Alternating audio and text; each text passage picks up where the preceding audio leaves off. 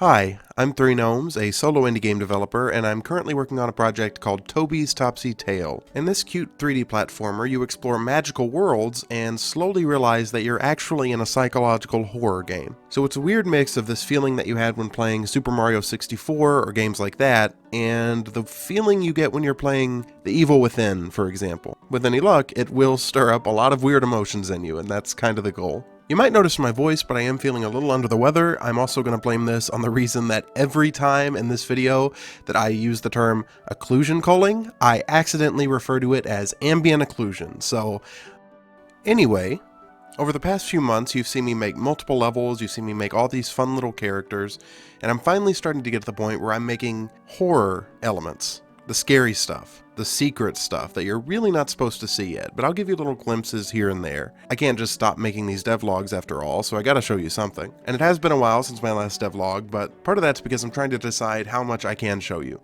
The other part of that is because it was Christmas and New Year's, and then I actually went on vacation, so I'm back and I'm ready to show you what I've been working on. In fact, in the 2 months since my last devlog, I actually got an entire level done and a second level that's almost done.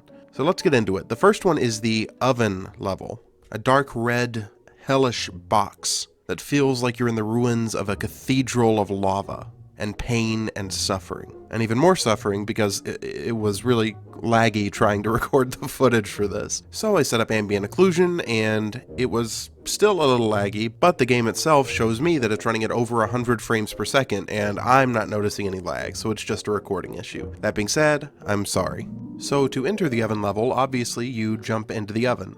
However, the door has to be open for you to do that, and there's a special requirement that you have to meet that I won't tell you about here in order to open it. But when it's open, you just jump inside and you're in the oven level.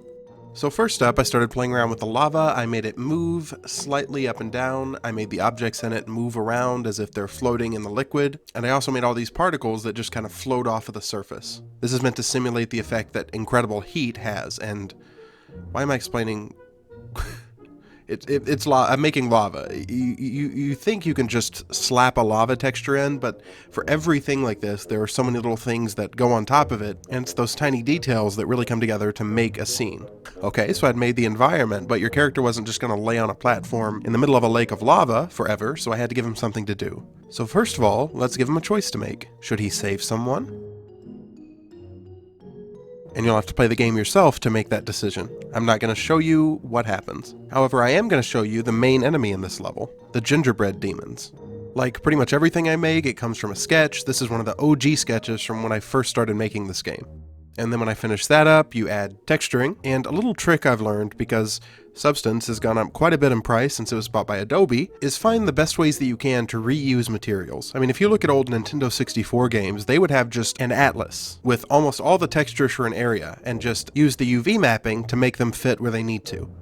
These gingerbread demons have the same textures as the custom burnt skin that you can unlock for Toby, therefore requiring less materials in the final game. This little shortcut will save you a lot of time and maybe even some money depending on what you use to do your texturing. So after tidying that up and animating them and then putting them in Unity, it was time to give them a personality, or perhaps a lack thereof. These little gingerbread demons mainly stand around or carry on a loop of torture. It's impossible to know at any point whether they're going to attack you or just stare out past you as if you don't exist. And this inconsistent behavior makes it very difficult to be sure how to react to them at any given point. And I love that feeling in games, the unknowableness of an enemy.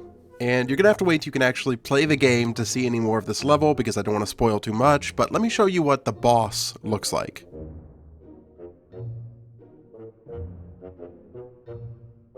And since I can't show you any more of this oven level, I'll go ahead and move on to Grandma's room, the other level I've been working on. This is a level very different from what you just saw in the oven.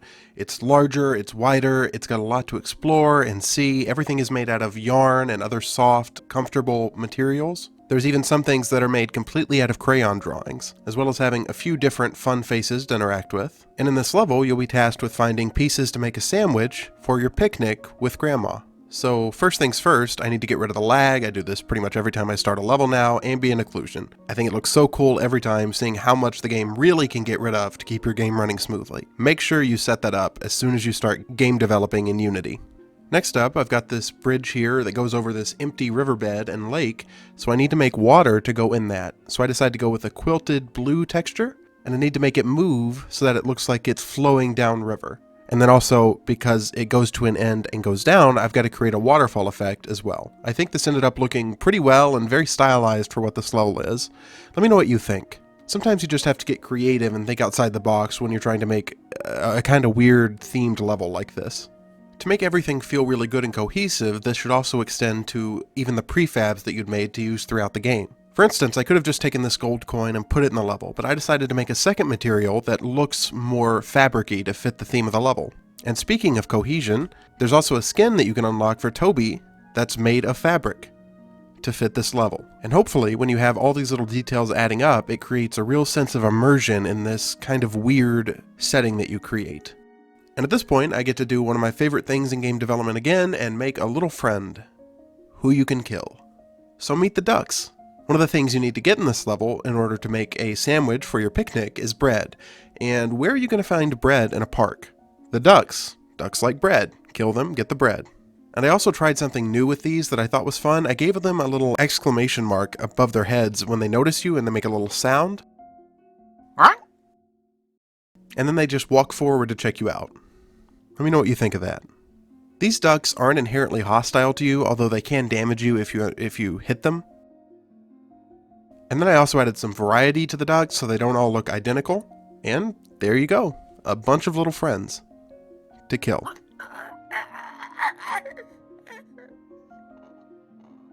Cute. And for those of you wondering when the real horror was going to start, here's your arachnophobia warning. Because the next enemy I'm working on is called the flesh spider. So if that doesn't sound fun to you, you might want to get out now. Okay, here we go. Modeling, texturing, rigging, animating, which was particularly challenging because I had never done anything with more than 2 legs before. And then slapping him in the game. However, in this particular level, the yarn level, he's not at his full fleshy goodness yet. He's still made of yarn. Although that didn't stop him from already scaring one of the people I showed him to. So I set up his animations to test them. His idol is kind of cute. You could say it's cute, right? Maybe. But there's no denying when you walk around the corner and see that walking animation going, even when he's just stuck in place, it is a little much. Right? Let me know what you think in the comments. Are you excited to see more of the flesh spider? Are you excited to see him fleshy in the dark? Because it won't be long till I get there. And while this scary little friend is absolutely one of the best things I've ever made, let me know if you agree, let me show you the new type of collectibles I made for Grandma's room. Buttons. I started off by just making a collectible, and then I added a little particle effect. Then I made them in a variety of colors so that it felt more interesting to pick up. This included making the particles that come off of it when you collect it match the color of what you just collected. Not complex, but time consuming, but again, a thing that makes the game feel better to play. I also made it so that there are these metallic ones that are worth 2 buttons instead. Then I took them and hid them because they shouldn't just be right on the path, and I'm going to add even more. And then finally I made some UI up at the top of the screen so you could keep track of how many that you'd collected. And I'm intending for these to be one of the ways that you unlock one of the pieces you need for your picnic. Let me know in the comments what you think of this new type of collectible, and the flesh spider, and the ducks, and anything else I've done over the past 2 months that I've tried to relay in this video. I'm really craving your... Craving? That's a weird... I really want your opinion, so give it to me. I'm 3 Gnomes. Thank you for watching. I have a Discord where all of this art that you're seeing on the screen right now comes from. Join that, subscribe to me, like, comment, all that stuff. How do I end this video?